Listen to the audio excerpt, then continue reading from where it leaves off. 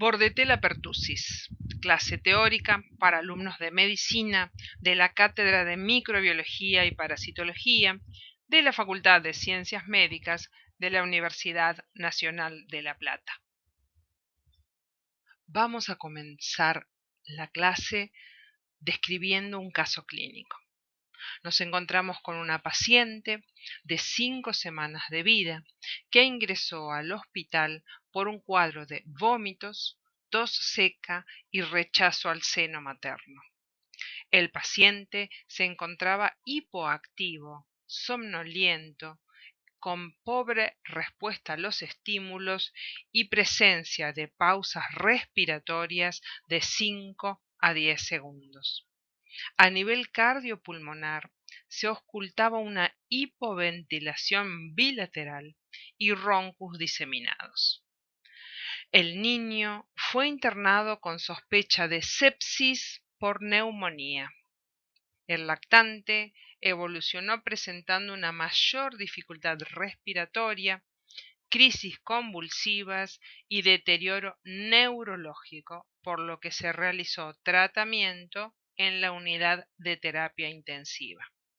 Los estudios bioquímicos reportaron que el niño presentó leucocitosis a predominio mononuclear, 85.000 leucocitos por milímetro cúbico, a predominio de linfocitos 46%. Se realizó un abordaje de sepsis y se solicitaron cultivos para arribar al diagnóstico etiológico. Luego se inició el manejo empírico con antibióticos. El niño evolucionó favorablemente y egresó en buenas condiciones generales luego de completar el tratamiento. Este cuadro clínico pudo haber sido causado por Bordetella pertussis. En ese caso, ¿cómo se produjo el contagio? ¿Cuál es la patogenia de la infección? ¿Cómo se hace el diagnóstico microbiológico? ¿Qué muestras biológicas deberían recolectarse en el niño? ¿Esta infección es frecuente en Argentina? ¿Existen vacunas frente a este patógeno?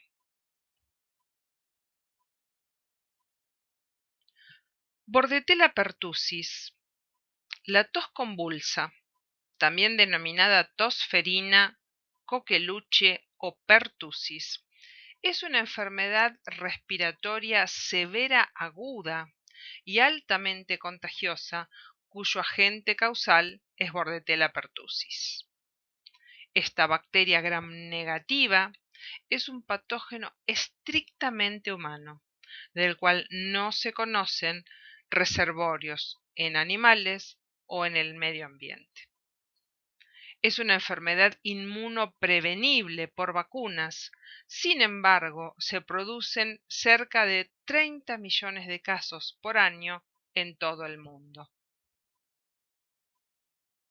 Las bacterias del género Bordetella presentan una morfología de cocobacilo gram negativo de pequeño tamaño, no esporulados, que se presentan solos, de a pares y raramente en cadenas. En los aislamientos primarios, las células son de tamaño uniforme, pero en subcultivos pueden observarse formas filamentosas. El género Bordetella está integrado por microorganismos aerobio estrictos con metabolismo respiratorio.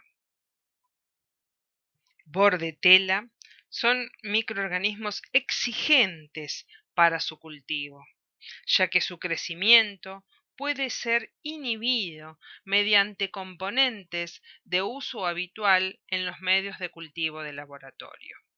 Además, su velocidad de crecimiento se relaciona inversamente con el grado de exigencia. Bordetella pertussis es la especie más exigente y de crecimiento más lento de todas las especies de Bordetella. La infección por Bordetella pertussis sigue una secuencia de pasos relevantes. Bordetella ingresa por vía inhalatoria, se adhiere al epitelio ciliado de las vías aéreas superiores, comienza la producción de varias toxinas, evade la respuesta inmune y es capaz de producir daño local y manifestaciones sistémicas.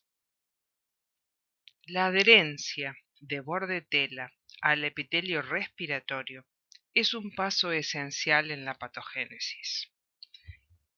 Este paso está mediado por distintas adhesinas.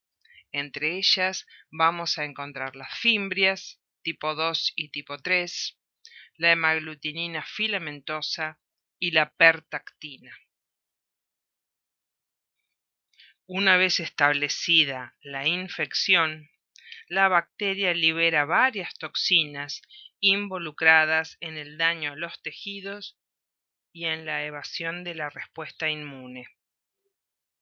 Entre ellas se mencionan la toxina pertussis, la toxina adenilato ciclasa hemolicina, la citotoxina traqueal y la toxina dermonecrótica.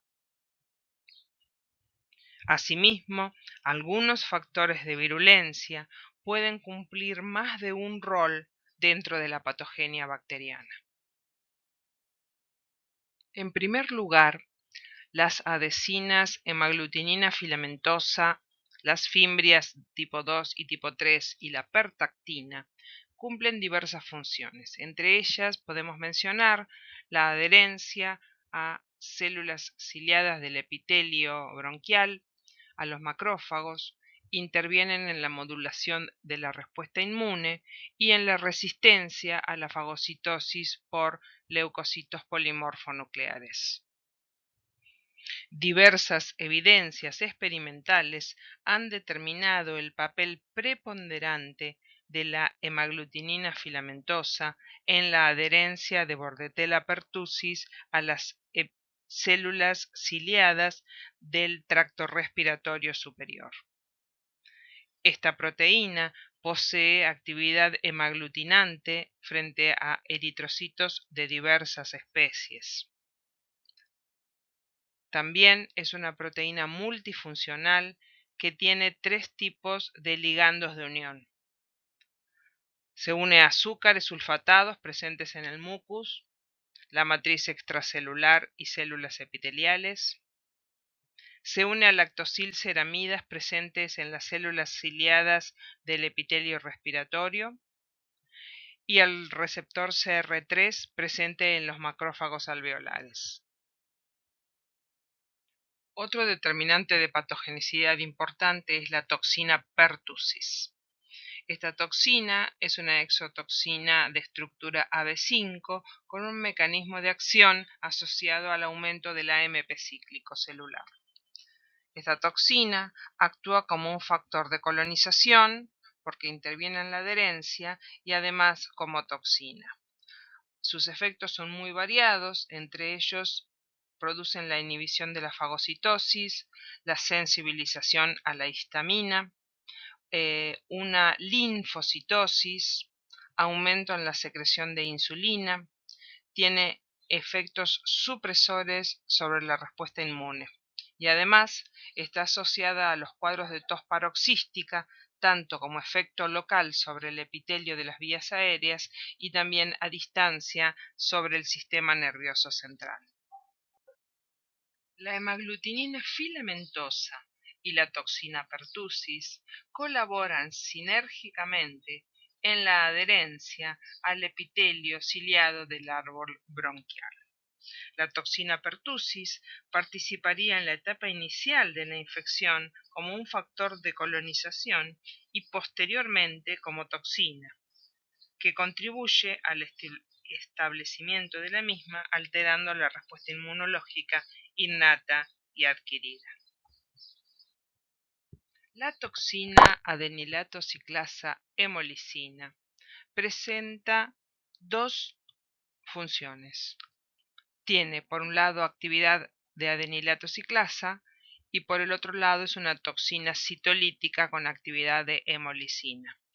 Además, es capaz de producir la inhibición de la quimiotaxis, de la fagocitosis e inducir la apoptosis de los macrófagos.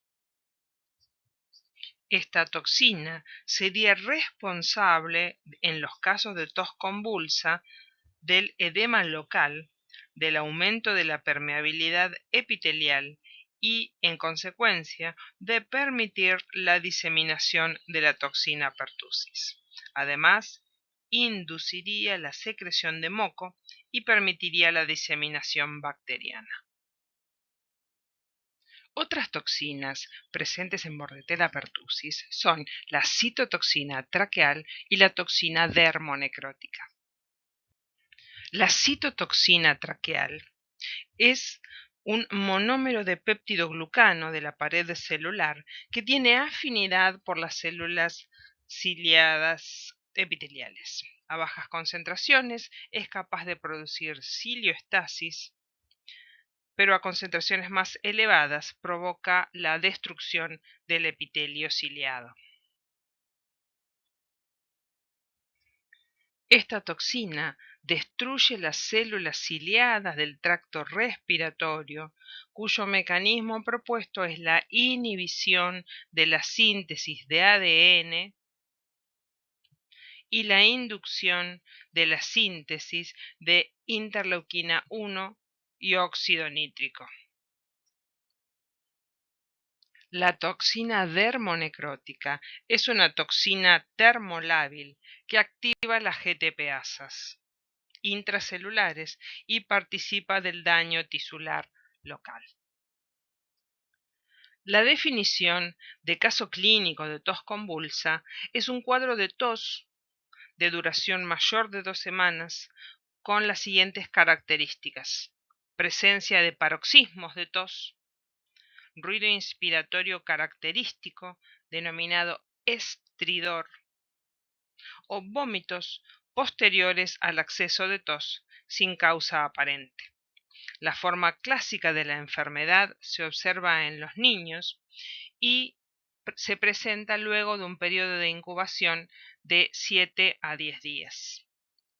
La enfermedad tos convulsa se presenta en distintos estadios, siendo el primero la fase catarral, luego la fase paroxística y luego la fase de convalescencia. La fase catarral dura de 1 a 2 semanas y no presenta signos específicos, pero es el periodo en el cual la enfermedad es altamente contagiosa.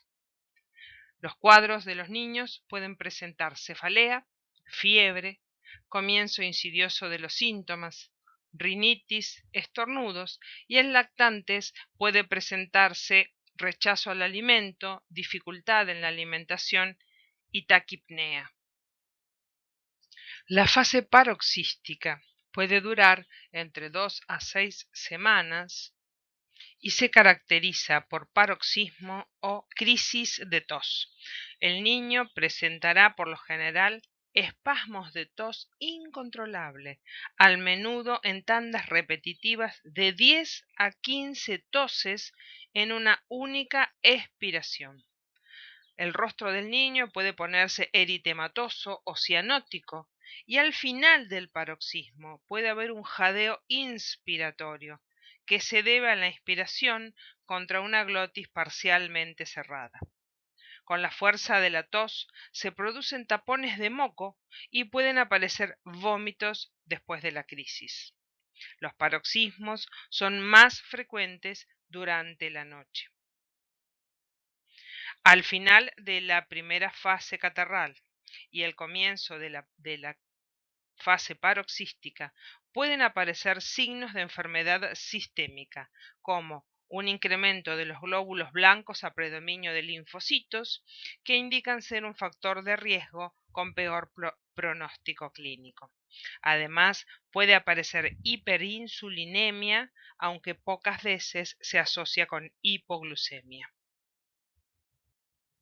A medida que los síntomas comienzan a desvanecerse, el paciente ingresa en la etapa de convalescencia. Hay disminución de los accesos de tos, pero el cuadro puede continuar durante 2 a 4 semanas más. En ocasiones pueden asociarse complicaciones durante la fase paroxística y de convalecencia, tales como convulsiones o encefalopatía, mediados por la hipoxemia o por los efectos de la toxina pertussis. El esfuerzo provocado por la tos puede desencadenar hemorragias conjuntivales, petequias, hernias inguinales, prolapso rectal, enfisema subcutáneo o neumotórax. La neumonía es la causa de la mayoría de las muertes por coqueluche o tos convulsa. Además, pueden existir complicaciones neurológicas sobre infecciones bacterianas y condiciones asociadas a los efectos de la presión por la tos paroxística severa. En los lactantes y adultos, la tos ferina o tos convulsa puede presentar manifestaciones atípicas. En estos últimos casos, como los lactantes, puede no existir el jadeo inspiratorio característico o una fase catarral significativa y pueden sufrir náuseas, jadeos, cianosis o apnea. En los adultos se aprecia la tos paroxística en la mayoría de los casos y se ha descrito una duración mayor de 3 semanas. El diagnóstico de tos convulsa involucra métodos directos de diagnóstico, como por ejemplo el cultivo de Bordetella pertussis o la detección de ácidos nucleicos bacterianos por métodos moleculares como la PCR, o métodos indirectos que buscan la presencia de anticuerpos anti-Bordetella pertussis por métodos serológicos. Las muestras biológicas que se recolectarán en el paciente consisten en aspirados nasofaríngeos, útiles para los métodos directos de cultivo y PCR, y muestras de suero para la búsqueda de anticuerpos anti-Bordetella pertussis. Las muestras se obtienen del tracto respiratorio superior. Se utilizan hisopados nasofaríngeos o aspirados nasofaríngeos obtenidos con un catéter flexible por aspiración con una jeringa. Debido al efecto inhibitorio de las fibras de algodón sobre Bordetella pertussis, se recomienda utilizar hisopos de alginato de calcio o de dacrón. Los aspirados nasofaríngeos permiten obtener la mayor cantidad de material y por lo tanto un mayor porcentaje de resultados positivos. Las muestras biológicas del paciente deben ser recolectadas en cantidad suficiente y con material estéril adecuado para su recolección y transporte. No debe subestimarse el mecanismo de recolección de la muestra para el diagnóstico de Bordetella pertussis. El método tradicional para la confirmación de la tos convulsa en el laboratorio ha sido el cultivo. Para mejorar la detección de Bordetella pertussis mediante el cultivo, es necesario utilizar métodos apropiados de recolección, transporte y almacenamiento de las muestras. Las muestras de elección, recordamos que son el aspirado nasofaríngeo y las muestras obtenidas mediante frotis de la nasofaringe posterior. Estas muestras contienen células epiteliales ciliadas respiratorias por las que Bordetella pertussis presenta afinidad. Si se usan torundas para el frotis, deben ser de alginato de calcio, dacrón o rayón, porque el algodón inhibe el crecimiento de Bordetella pertussis. El medio de transporte debe ser específico. No puede utilizarse el mismo medio de transporte que para otras muestras bacteriológicas. Las muestras recolectadas se pueden inocular en un medio enriquecido y para el cultivo se deben inocular en medios específicos como Bordet Gengu o Regan Low.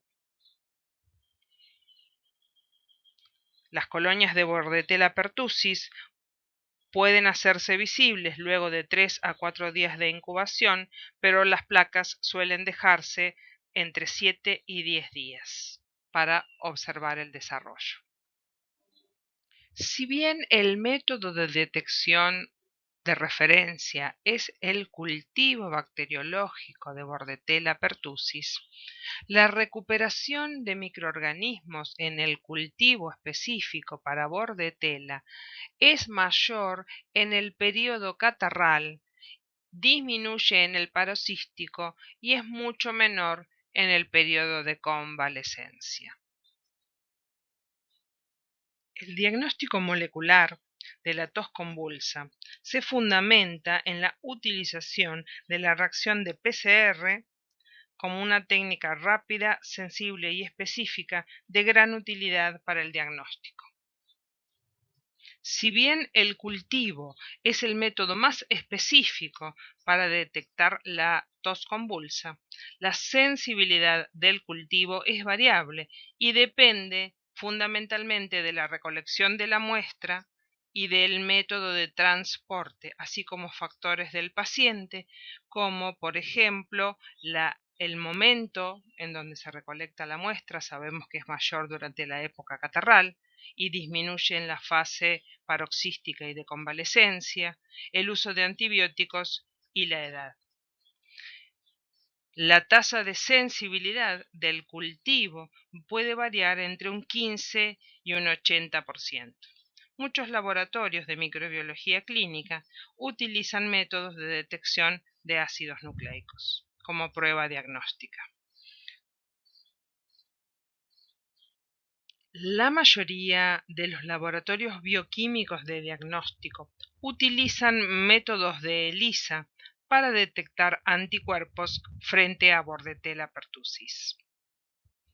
Los antígenos contra la toxina pertussis son los más utilizados para el diagnóstico de tos convulsa. Sin embargo, los lactantes con tos convulsa no siempre desarrollan una respuesta serológica contra este antígeno. Si bien los métodos serológicos son los más utilizados, no es posible distinguir una respuesta de anticuerpos secundaria a la infección con Bordetella o una secundaria a una vacunación reciente. El empleo de sueros pareados mediante un par serológico buscando inmunoglobulina G específica contra Bordetella es el gold estándar o patrón de oro para el diagnóstico serológico y se considera una seroconversión cuando el título se cuatriplica. No obstante, la dificultad de la serología de Bordetella pertussis radica en que es raro la obtención de suero en la fase aguda y durante la convalescencia, porque el cuadro clínico se reconoce tarde durante el desarrollo de la enfermedad. Sin embargo, el estudio serológico aislado con una sola muestra es particularmente útil en adolescentes y adultos porque a menudo los cultivos suelen ser negativos en este grupo etario y las vacunaciones están alejadas en el tiempo. La oportunidad diagnóstica para la tos convulsa depende del estadio de la enfermedad.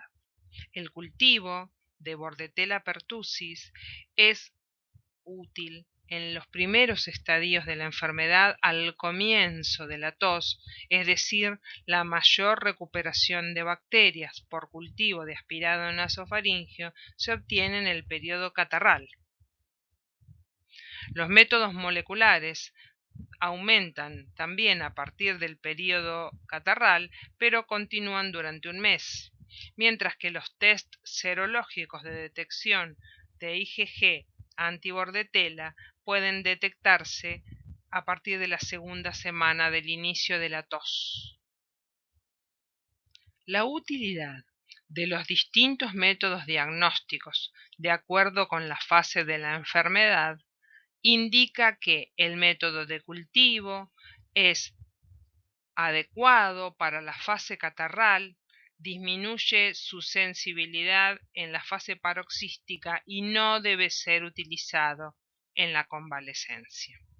Los métodos moleculares son aptos en la fase catarral y paroxística y tampoco deben utilizarse en la fase de convalecencia, mientras que los métodos serológicos que detectan IgG antibordetela son útiles en la fase paroxística y en la fase de convalecencia. Los datos oficiales del Ministerio de Salud de la Nación indican que la toma de muestra en Argentina debe realizarse por aspirado o hisopado nasofaríngeo y muestras de suero del caso sospechoso para confirmar la enfermedad. Estas metodologías dependen de la edad del caso. En los niños, los métodos de elecciones son PCR y cultivo cuando esté disponible solamente en las fases catarral o paroxística, mientras que en los adultos se recomienda en primer lugar la serología, ya sea un par serológico de IgG específica contra bordetela o una IgM específica, teniendo en cuenta que la vacunación no se haya recibido durante los 3 años previos, porque el aumento de IgG no va a saberse si se debe a la infección o a la vacunación. Y en segundo término, los métodos moleculares.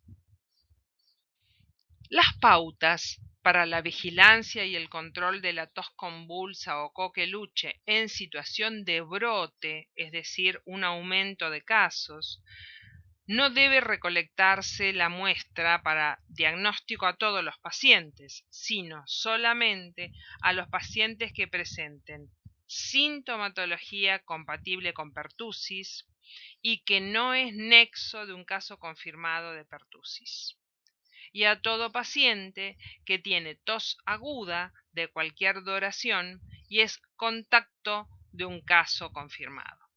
No debe hacerse el muestreo para vigilancia y control en las personas que presenten síntomas como un resfrío, dolor de garganta, secreción nasal, estornudos, pero no presenten la tos típica. Tampoco debe tomarse muestra a las personas que no tienen síntomas, a pesar de haber estado en contacto con un caso confirmado de pertusis, y a todo paciente que presente síntomas compatibles con pertusis, pero que es nexo de un caso confirmado de dicha enfermedad. Ante un cuadro típico de tos convulsa, siempre debe considerarse el diagnóstico diferencial de los cuadros de tos pertusoide. Si bien la tos ferina es producida en el 95% de los casos por Bordetella pertussis, otras bordetelas también pueden dar cuadros similares, mientras que la tos pertusoide puede ser producido por bacterias como Chlamydia pneumoniae, Mycoplasma pneumoniae y virus, adenovirus para influenza virus y virus sincicial respiratorio, entre otros. En Argentina, la tos convulsa es una enfermedad de notificación obligatoria inmediata. El mecanismo de transmisión es por gotas y la vía de transmisión es aérea. La población más susceptible son los niños menores de 6 años y la población no inmunizada. Los adolescentes y adultos suelen presentar cuadros atípicos de tos convulsa que favorecen la portación y actúan como reservorios de la enfermedad. El gráfico muestra el número de casos de tos convulsa y la cobertura de vacunación según datos oficiales de la Organización Mundial de la Salud. Como se puede observar, a partir del año 1980 hasta el 2008 se observa una clara disminución en el número de casos de tos convulsa a medida que se incrementa el porcentaje de vacunación contra dicha bacteria. Si bien en Argentina se observa la misma tendencia mundial de aumento de la vacunación y disminución de los casos notificados, en Argentina existe tos convulsa. Si ustedes observan el boletín semanal de vigilancia del Ministerio de Salud de la Nación, van a observar que en el periodo invernal, ¿sí?, las semanas epidemiológicas 24-25 hasta la semana 39-40, se observa la mayor incidencia de casos notificados. En el gráfico siguiente se muestra el número de fallecimientos asociados a tos convulsa durante el año 2011 en Argentina. En el gráfico de la izquierda se muestra que las notificaciones de fallecimientos en los menores de 2 meses representan el mayor valor y que el estudio de esas mamás, de esos niños que habían fallecido, demostró que el 92% de las madres no tenía el calendario de vacunación completo como protección contra la tos convulsa.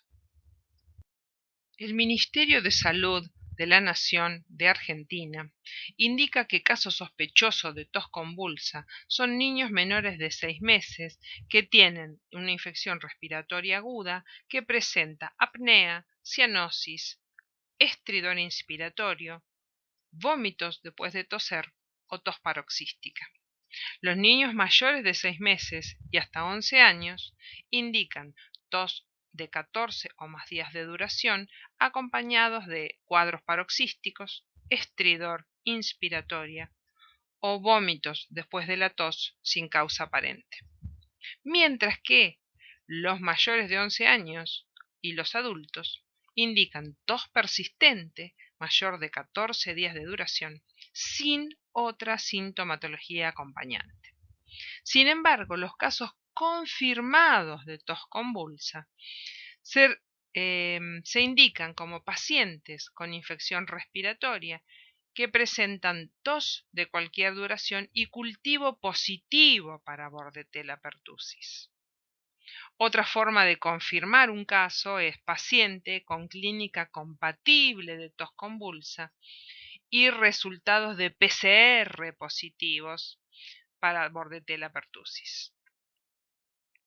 Otra forma de confirmar es el paciente que tiene clínica compatible con tos convulsa y resultados positivos de cero conversión en el laboratorio mediante métodos de ELISA, por ejemplo.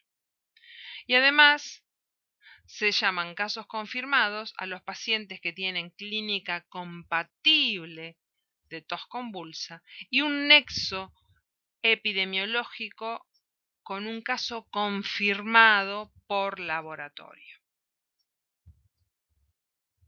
Las vacunas contra Bordetella pertussis incluidas en el calendario nacional de vacunación son de dos tipos.